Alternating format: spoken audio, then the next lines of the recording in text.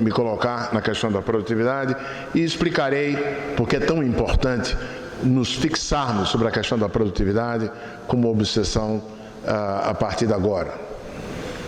Antes disso, deixa eu contar um pouquinho, pegando uma carona no que disse o Dr. Paulo, nessa questão da percepção lá fora. Vocês podem imaginar, eu trabalho há 13 anos nas instituições multilaterais de Washington, em diversas capacidades, às vezes no board, às vezes como vice-presidente, e até como vem com a descrição do meu trabalho, do meu emprego, que eu tenho uma interlocução muito frequente com gente de mercado, com think tanks, e naturalmente, estando lá há tanto tempo, eles me conhecem e me procuram. E uma tarefa, eu não vou dizer inglória, porque eu encontrei o jeito de lidar com ela, mas difícil desde o ano passado, quando as pessoas chegam e perguntam: o que está acontecendo com o Brasil?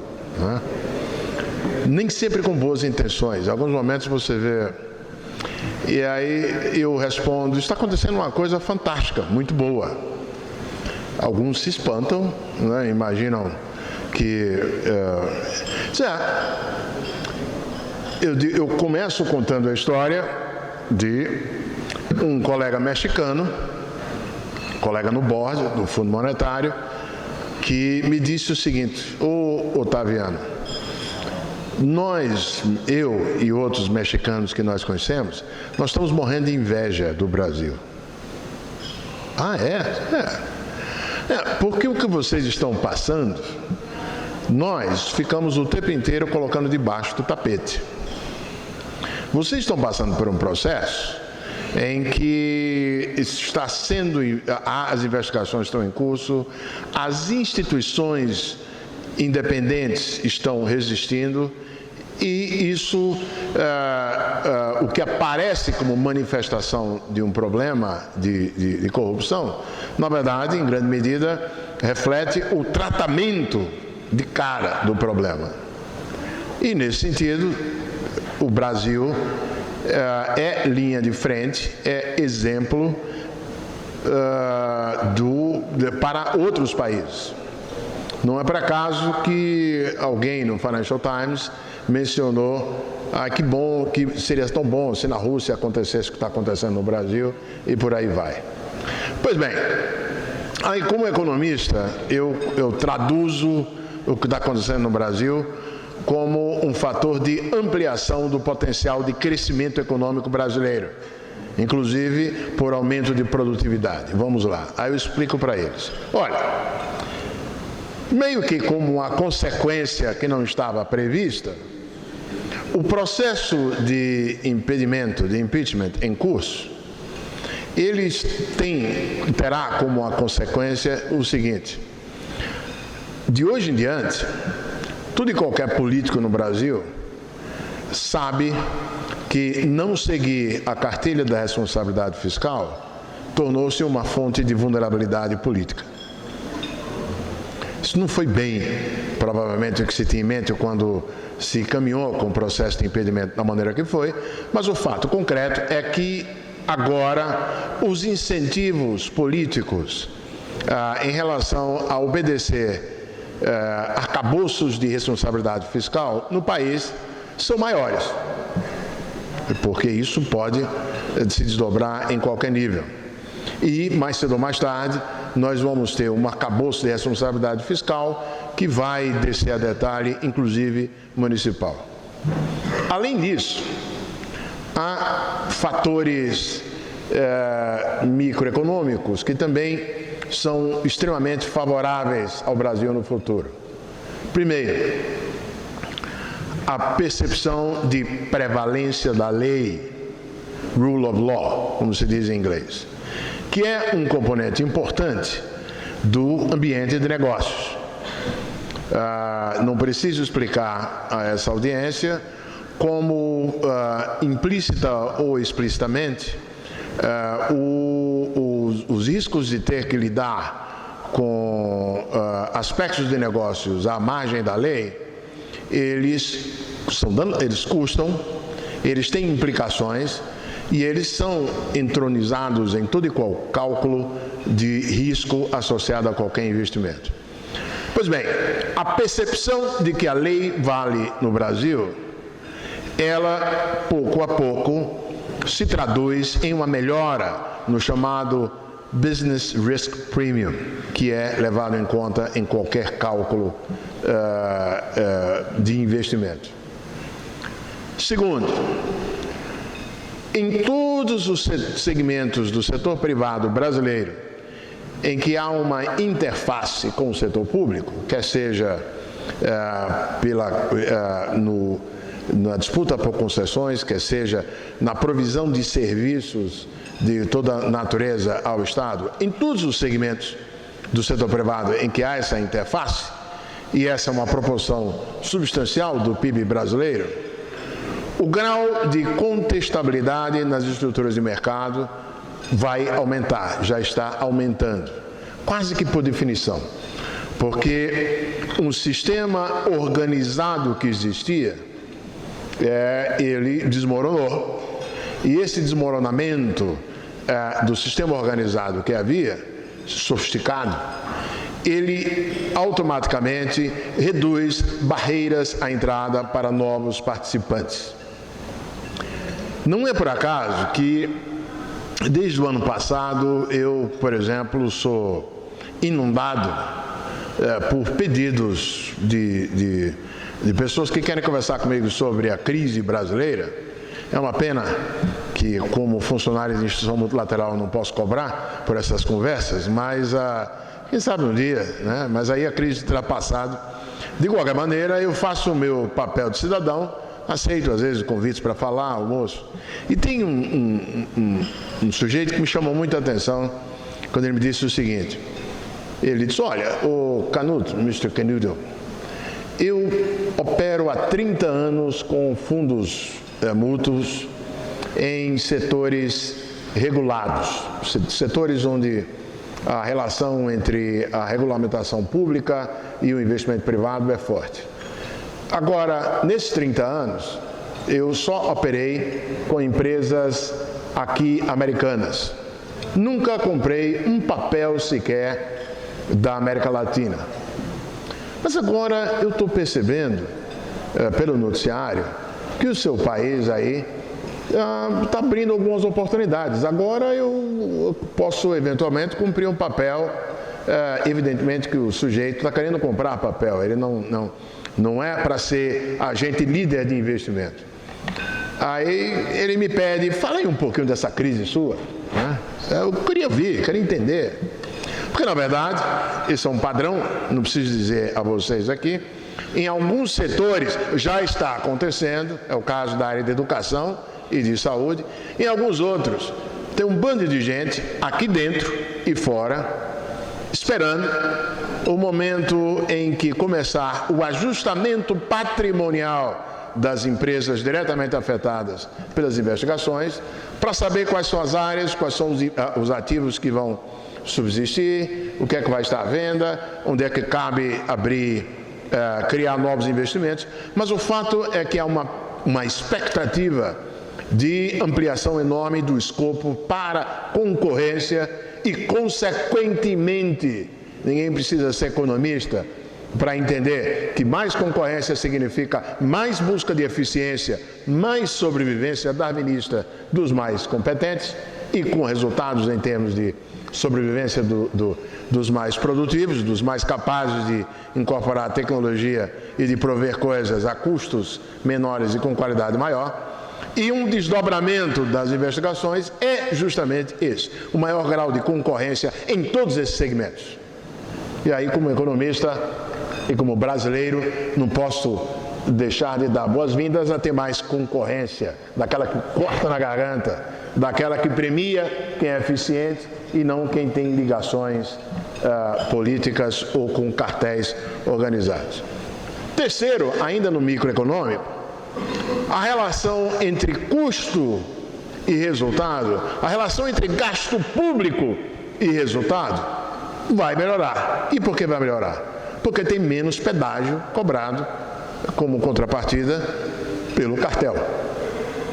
Então, é óbvio que o que está acontecendo, que aparece frequentemente na tela na tela das mentes das pessoas de fora, ou mesmo dos brasileiros, ah, meu Deus, que desastre. Não, é o contrário. Desastre seria se esses fatores que impedem maior concorrência, que impedem mais o prêmio à produtividade, à qualidade, o prêmio ao desperdício no gasto público e assim por diante, continuassem a ser tocados. Então, frequentemente eu vejo as reações de espanto até dos meus colegas no board ou de outras pessoas. Ah, não tinha pensado nisso. Eu acho que essa é uma mensagem que tem que ser plantada. As consequências benignas daquilo que, mesmo como disse o Dr. Paulo Protásio, pode ser doloroso no curto prazo, mas é uma verdadeira revolução microeconômica que está em curso no país, acompanhada, como eu disse, do reforço no plano macro do respeito à responsabilidade fiscal. Pois bem, por que tanta ênfase que eu quero pôr na produtividade? É porque a verdade é o seguinte, a verdade nua e crua que a gente tem que encarar, é que o progresso socioeconômico recentemente obtido no país, isso é inegável, são conquistas que se colocaram e que no Brasil, as estatísticas são impressionantes, quer dizer, o nosso crescimento médio do PIB ao longo do novo milênio não foi lá chinês, nem teria que ser chinês. Afinal de contas, nós já estamos no estágio da nossa renda por habitante, e o nosso período de crescimento a ritmo chinês já passou, foi nos anos 50, 60 e 70. A nossa tarefa hoje é outra. Mas foi um crescimento médio de um pouco acima de 4%, um crescimento respeitável. Mas o impressionante é que na base da pirâmide, a renda de maneira sustentada, e não foi por coisa simplesmente de transferência de renda, a renda na base da pirâmide do nosso país cresceu ao ritmo chinês, 7,5%. Só que tem um detalhe. Esse crescimento da base da pirâmide, esse progresso socioeconômico, ele foi obtido sem o suporte de fortes aumentos de produtividade. Foi um crescimento, mas na extensão do suor. Foi um crescimento que, na verdade, resultou da incorporação de forças de trabalho e da formalização do mercado de trabalho. O que os economistas gostam de medir como produtividade total dos fatores, que é uma espécie de medida da evolução da produtividade que vai, o crescimento do produto que vai além daquilo a que corresponde à incorporação de mais mão de obra, a incorporação de mais capital via investimentos e outros fatores. Na verdade, a produtividade total dos fatores do Brasil, no período de 2002 a 2014, cresceu ao ritmo de 0,4% ao ano.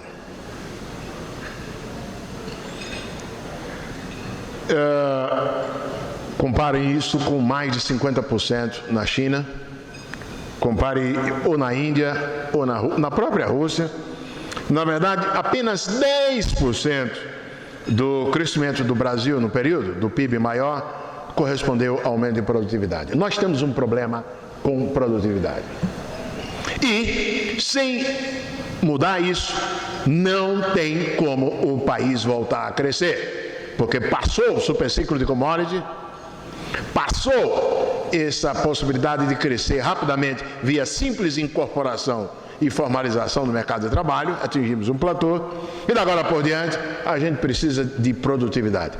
Sem produtividade, não tem como aumentar o rendimento do trabalho, responder à aspiração dos trabalhadores brasileiros de aumentar o seu rendimento, sem que isso traga dano à competitividade. Nós estamos vivendo justamente os efeitos, nesse momento, da competitividade efeitos negativos em várias áreas, em vários setores, particularmente por conta de rendimentos que ultrapassaram as melhoras de produtividade nesses setores. Então, sem aumento de produtividade, não tem como aumentar o rendimento do trabalhador. O aumento de produtividade também equivale à disponibilidade de bens e serviços melhores e ou mais baratos. Da mesma maneira, sem mais produtividade, sem uma evolução mais favorável na produtividade, de maneira geral, não se vai poder contar com aumentos da receita pública que seriam necessários para investimentos em infraestrutura e nas políticas sociais. Também, sem mudança no cenário quanto à produtividade, não se pode aspirar um retorno maior para a poupança e investimentos privados. Então, não tem como escapar. Pois bem, o que fazer para mudar, para alterar a trajetória medíocre de crescimento da produtividade do Brasil nas últimas décadas? Felizmente, nem tudo que há por ser feito corresponde a esperar que haja melhora na educação, porque até nesse departamento os nossos níveis de escolaridade melhoraram dramaticamente, ainda estamos longe do que aquilo que o que países em estágio de desenvolvimento similar ao Brasil alcançaram, mas melhoramos no acesso à escolaridade. A qualidade da educação, estamos distantes, nem preciso dizer aqui, mas melhoramos no acesso. E esse é um processo que não acontece aos saltos, quer dizer, ele vai com um tempo, exigir um tempo mínimo. Felizmente, não é apenas a única área em que nós podemos atuar para aumentar a produtividade. E aí eu vou destacar duas que são fundamentais. Uma delas é uma consequência das nossas deficiências em infraestrutura. As nossas deficiências em infraestrutura, elas implicam em um desperdício de produto enorme. Tem um exemplo que eu gosto de citar, porque para mim ele é óbvio e automático. Acho que já o repeti tantas vezes, mas que ainda permanece atual, segundo me dizem os especialistas do setor. Ali por volta de 2006, 2007, o Banco Mundial fez um estudo sobre competitividade brasileira e olhou um pouco mais em detalhe o complexo de produção da soja brasileira. E aquilo já era no momento em que o Brasil tinha superado os Estados Unidos, tanto na produção como na exportação. Ótimo, né? Pois bem, detalhe. Isso estava acontecendo apesar de 30% da produção de soja brasileira ser literalmente desperdiçada, perdida, por conta de ausência de capacidade de armazenamento e de logística. Se você tem um mínimo de infraestrutura no lugar, na produção de soja, ao eliminar o desperdício, a produtividade sobe extraordinariamente. Isso é apenas um caso exemplar. Eu não preciso contar aqui, nesse lugar, quanto pesa negativamente a ausência de uma infraestrutura básica. E eu não estou falando aqui de infraestrutura dos setores avançados, porque isso já é um custo adicional. Mas pelo simples falta de acesso adequado de transporte, de energia, literalmente, a um pedágio que é cobrado da produtividade do que se faz no Brasil. Pois bem,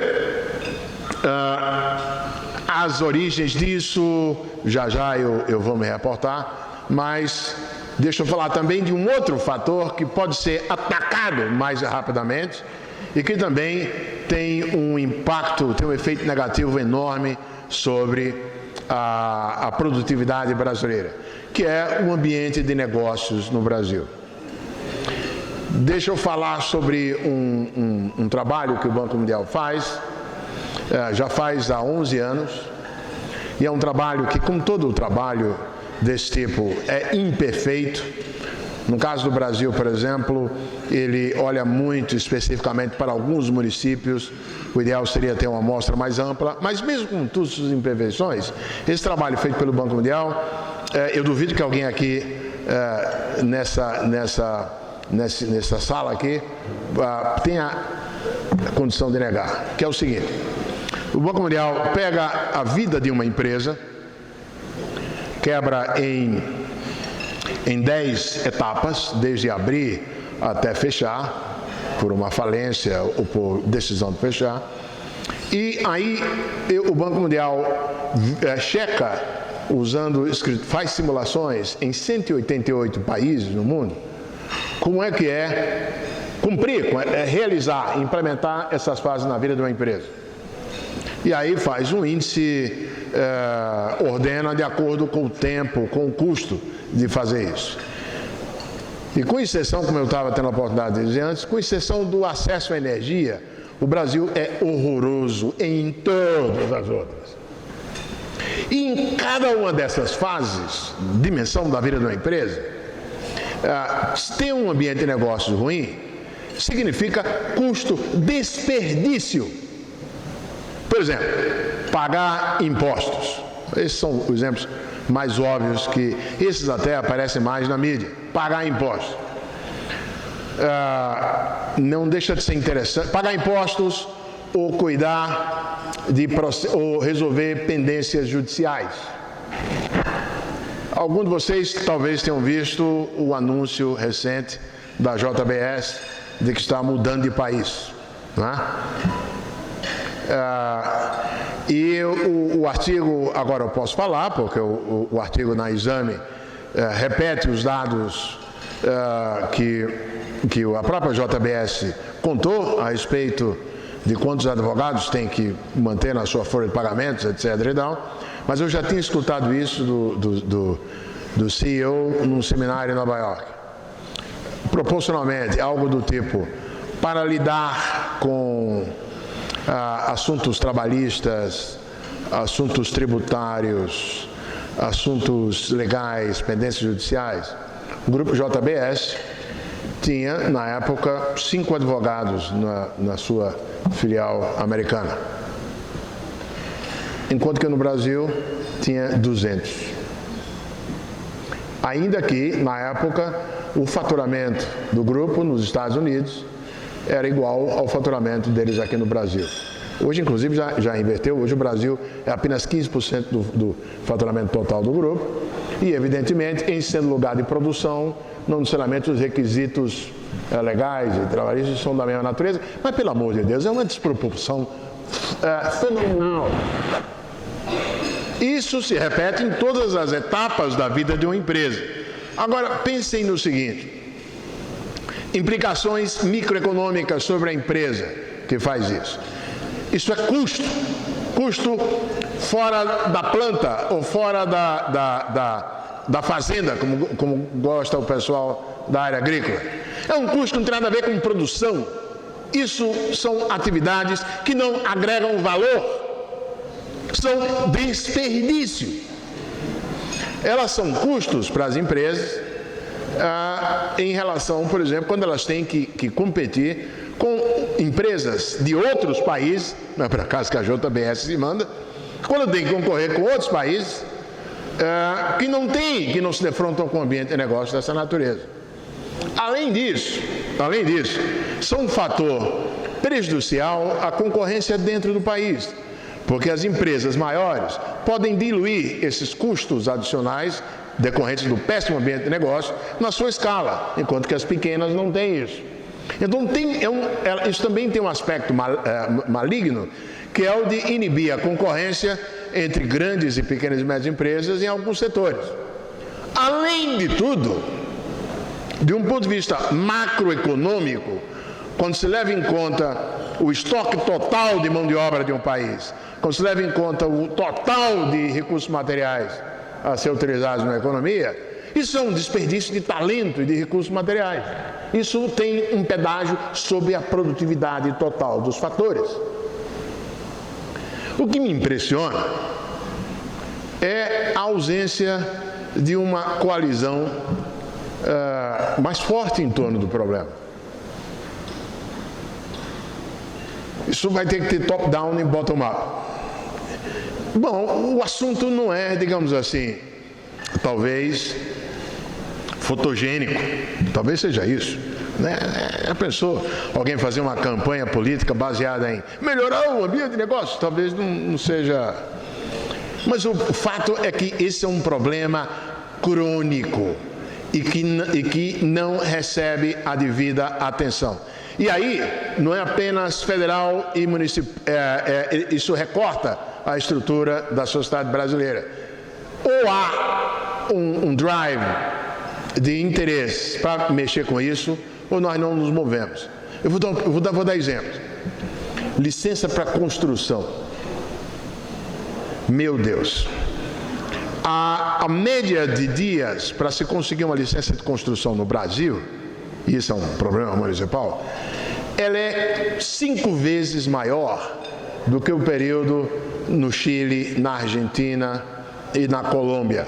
Então, veja bem, não estou nem aqui comparando com país anglo-saxão, não. Estou comparando com os nossos vizinhos aqui, cultura hispânica. Não. O nosso tempo médio é 5 vezes. Ora, o custo com capital fixo, o custo, eu não preciso contar a ninguém aqui, como o investimento em construção, ele é um componente básico de qualquer plano de investimento, particularmente da economia tradicional, de ampliação de capacidade instalada, tem um componente de construção civil. Os asiáticos, há décadas e décadas, se deram conta disso e fizeram todo esforço para reduzir o custo da construção civil, que é para justamente liberar recursos das empresas para comprar máquina, para pagar tecnologia, em vez de gastar com construção. Então, o custo de construção é um componente importante para definir o retorno do investimento privado, aqui e na China, em qualquer lugar do mundo. Bom, o nosso custo de construção já começa elevado pelo tempo que você tem que empatar de recursos para conseguir uma licença de construção. É tão óbvio que se o país consegue melhorar em várias frentes, nesse ambiente de negócio, os ganhos de produtividade, simplesmente, não é porque fica mais produtivo, não, é porque desperdiça menos recursos. É uma fonte óbvia de ampliação de produtividade no Brasil. Estou caminhando para o fim. É claro que o problema da produtividade, jabuti não nasce em árvore, nós todos sabemos. Mexer em qualquer componente desses no ambiente de negócios é uma verdadeira batalha, porque existem interesses incrustados, mas o que talvez se possa fazer para avançar isso, tanto no top-down quanto no bottom-up, é que a preservação desse estado das artes tem um custo monstruoso para o país e para todo mundo. Com exceção daqueles que ganham dinheiro do jeito que as coisas são, a verdade é que o país paga um preço monstruoso por não dedicar atenção devida a esses componentes do ambiente de negócio, que são simplesmente fonte de desperdício. Nós podemos ficar aqui dias e dias examinando isso. Pois bem, voltando à infraestrutura, as nossas deficiências de infraestrutura, elas conectam muito bem com outra doença que eu mencionei no início, que é a doença fiscal. As dificuldades de fazer investimento em infraestrutura no Brasil vão além da questão fiscal, evidentemente. Nós temos um pacto federativo que não ajuda muito. Qualquer pessoa que tenha passado por Brasília, que tenha trabalhado ou conversado com a gente dos ministérios ali de transportes e outros, sabe muito bem as dificuldades que tem qualquer um que queira fazer um projeto multiestadual nesse país aqui. E a política de coalizão, ela é tal que leva a uma distribuição e uma alocação de recursos públicos que não é necessariamente a ótima. Mas isso aqui eu não vou abordar aqui. O ponto que eu vou fazer é o seguinte. O Banco Mundial estima, mais ou menos, que hoje para manter a infraestrutura brasileira como está, são necessários investimentos mais ou menos em torno de 3% do PIB. Para manter como está. Para sustentar um crescimento econômico brasileiro de 4, 4,5%, como estávamos no novo milênio, essa taxa de investimentos em infraestrutura como proporção do PIB teria que ser algo em torno de 5%. Pois bem, sabe qual tem sido a média de investimento em infraestrutura no Brasil nos últimos anos? 2,5% do PIB. Nós não estamos conseguindo sequer manter essa infraestrutura precária. Isso, apesar do fato de que a dívida pública, de que o gasto público como proporção do PIB cresceu de algo em torno de 22% em 92 para 34% em 2014.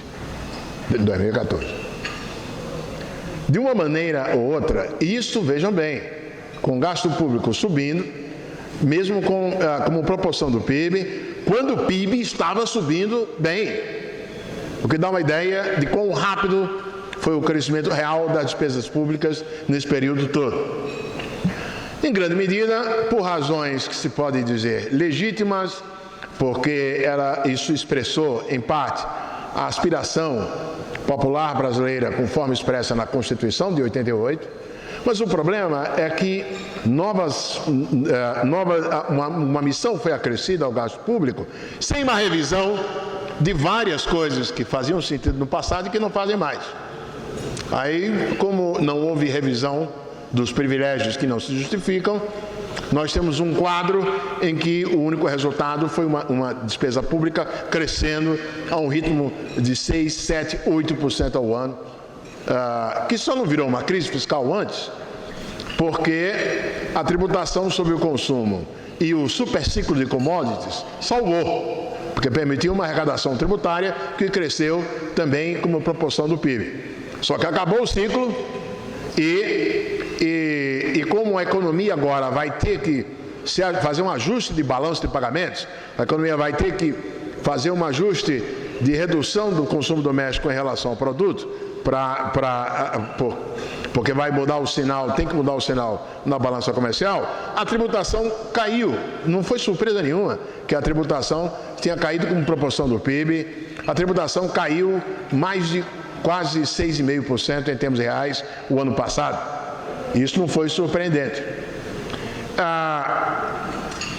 Esse rearranjo, então não há como... Por isso que a medida primeira anunciada no governo do presidente interino Temer, ela é o freio de mão, certo? Bom, tem um freio de mão, uma vez aprovado, agora vamos ver como é que a gente faz, como é que nós vamos abrir as caixinhas para ver onde é que a gente acha isso, porque agora temos uma restrição mandatória de que o gasto público não sobe em termos reais.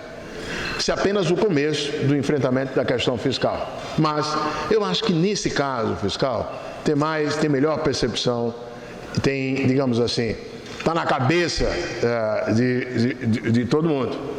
O problema, eu diria, assim como também no caso de infraestrutura, o caminho para frente já estava mais ou menos até trilhado. O governo anterior, até que em 2013, pareceu se encaminhar na direção de entender que não haveria participação privada em investimentos em infraestrutura sem um arcabouço regulatório que fosse minimamente amigável.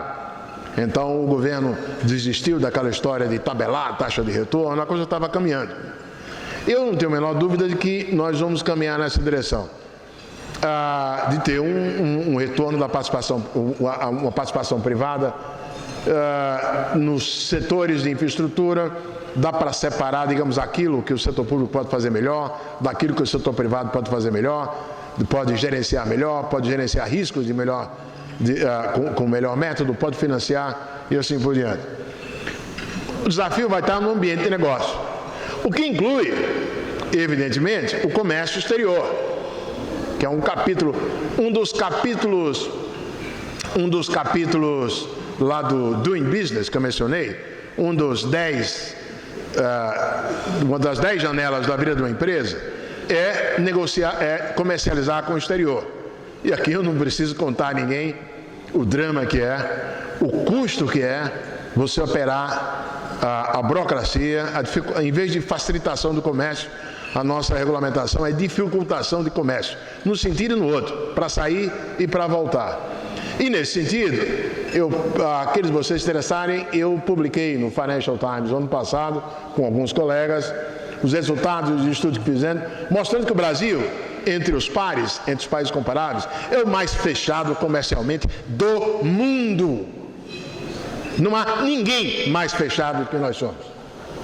Em país fechado, significa dizer o seguinte: os nossos produtores internos não estão se beneficiando dos avanços tecnológicos de fora. Se abrir, acontece o seguinte: olha, vai ter segmentos das nossas cadeias produtivas que vão fechar. Elas já estão paradas mesmo. Mas aquilo que sobrar terá melhor tecnologia, terá mais competitividade, mais produtividade e vai permitir que a estrutura industrial brasileira faça coisas com melhor qualidade e com menor preço. Porque esse regime que está, quem se beneficia dele, sequer está investindo, porque sabe que isso está falido. Então, é uma estupidez, num contexto como o nosso, manter um ambiente de negócio, no que diz respeito ao comércio exterior, fechado como ainda é. Evidentemente que essa briga vai ser uma briga que vai se defrontar com interesses estabelecidos, mas é aquela briga boa para fazer. O ponto que eu estou querendo trazer é que enquanto há clareza no caminho, no que diz respeito a mexer com as caixinhas da despesa pública, no lado fiscal, de modo a ter no futuro uma queda do gasto público como proporção do PIB, no outro, no que diz respeito à produtividade, a educação é óbvia, nem precisamos perder tempo com isso aqui, essa coisa para os especialistas. No caso de infraestrutura também se tem um caminho para frente. As taxas de juros na economia mundial vão continuar baixas. Há fatores que levam as taxas de juros globais permanecerem em patamares baixos no futuro. Então, a busca por rendimento vai continuar grande. A grande questão é a gente fazer com que esse dinheiro não venha para cá só para fazer coisas rápidas e sair. Então, existe uma margem enorme aí de, se fizer a coisa certa aqui dentro, de ter financiamento e levantar investimentos com participação privada na infraestrutura. O grande mote, eu diria, é o ambiente de negócio. É descer a cada um desses, a cada uma das 10 fases, e abrir campanhas, fazer movimentos, porque quando você abre cada caixinha dessa, você vê que não tem justificativa nenhuma para aquele negócio estar ali, a não ser jogos de interesses menores que acabam, como eu disse, indiretamente prejudicando a produtividade e a competitividade da economia brasileira como um todo. Obrigado. Dr. Paulo Protásio.